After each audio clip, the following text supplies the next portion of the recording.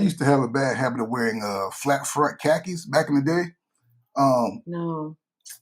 I didn't know, and then I would tuck my shirt in. I was a pretty boy, so I had my little polo shirt on, and I had my flat front khakis on, and my Doc Martens, and I'd be walking around doing my thing. And then one day she was like, "Hey, you can't. You can't do that. It's not for everybody. It's just. I'm reading all between those lines.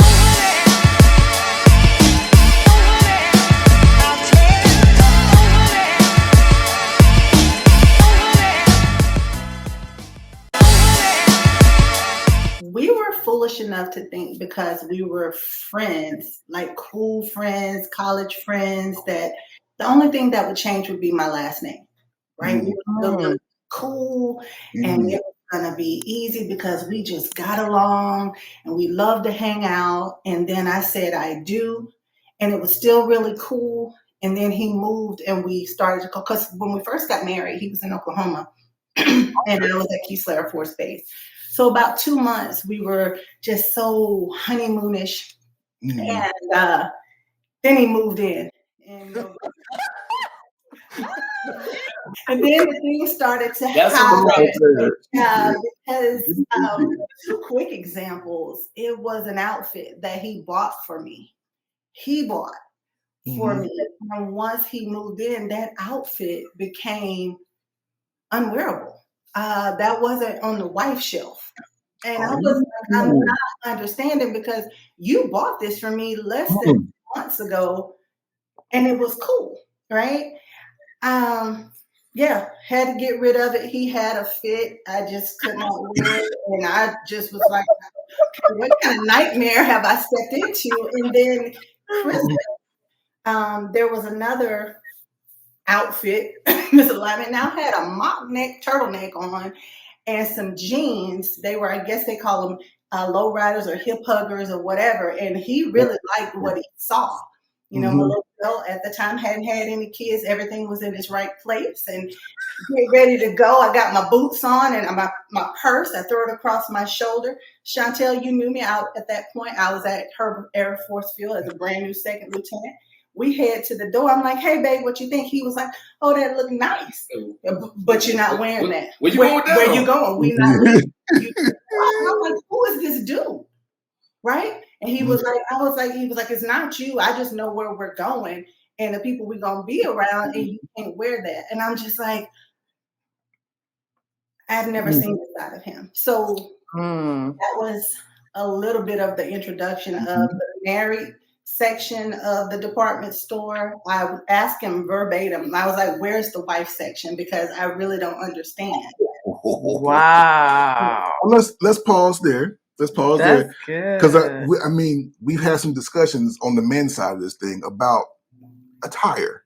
Now, Darius, I'm never gonna lie to you. You can't buy her something and tell them not to wear it, bro. Like, come on. So, what was your thought process behind that? Like, because I know what happened, but I want you to explain to our viewers what happened. Okay, before I get into the explanation, thank you for giving me the opportunity to do so. In this interview, you're going to hear a lot of "but God" moments. All right. So we started from the bottom. Now we're here. All right. And so this is the bottom portion that we're going to talk about with a mindset that I had. And so this too probably be one of many "but God" moments. So here we go. So like was mentioned, this was an attitude. Well, this was an outfit that was bought maybe 4 or 5 months prior to the marriage because I thought it was cool and it gave a certain highlight to her qualities. All right. So how old are you at this time? The time this happened? Oh, I was 24. Okay, now let's keep it in perspective. Okay. I don't want keep it in perspective. Yeah, exactly. My man. I was 24 years old. And having said that, we are all a direct reflection of our childhood upbringings. And Absolutely.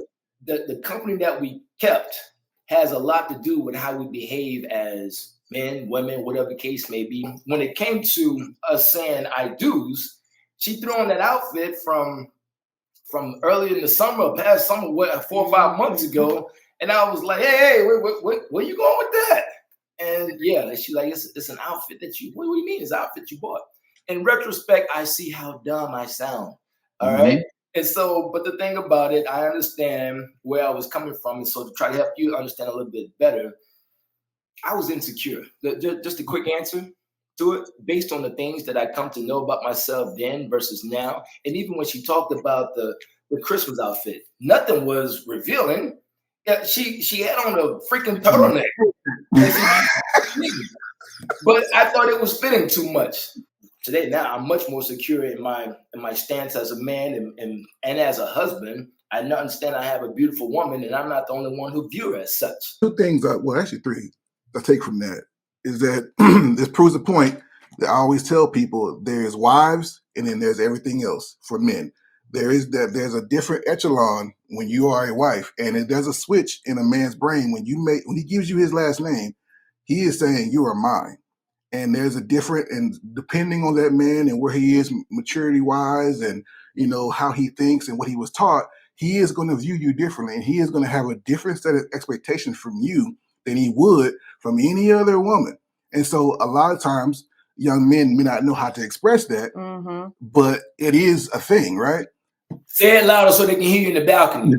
That's absolutely true. Yes. That's exactly what it is. True. So, and when it comes to the clothes thing, we've had this back and forth a lot. I do believe that you should have what's the word?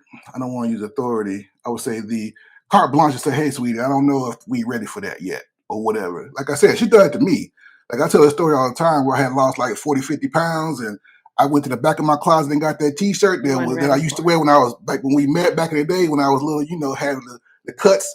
I didn't have the cuts no more. I thought I was back, but I wasn't. You were getting there. And my wife was like, "Hey, sweetie, you ain't you're not ready for that one yet."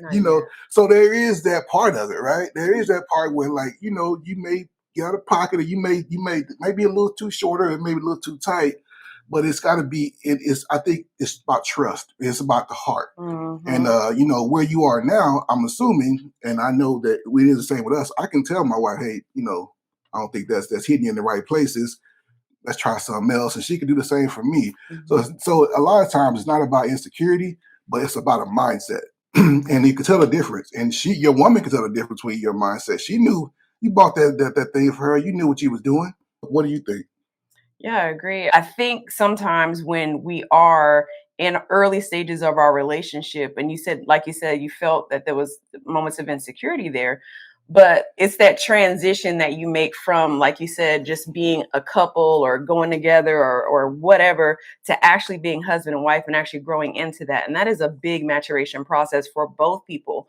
I know early in our relationship, you had said certain things to me like, well, I don't want you wearing that, and I don't want you, doing whatever, because I come from such a female dominant background.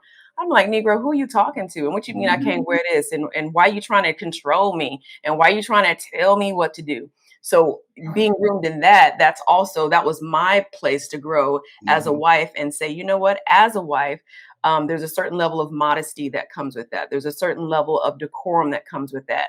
But I had to grow into that. So not just you, it's also us having to grow into that as well. So I could just kind of relate to what both of y'all were saying. I love what my sister just shared, though. She said there's a certain element of modesty that should be considered, as I paraphrase what she said, in that maturation process.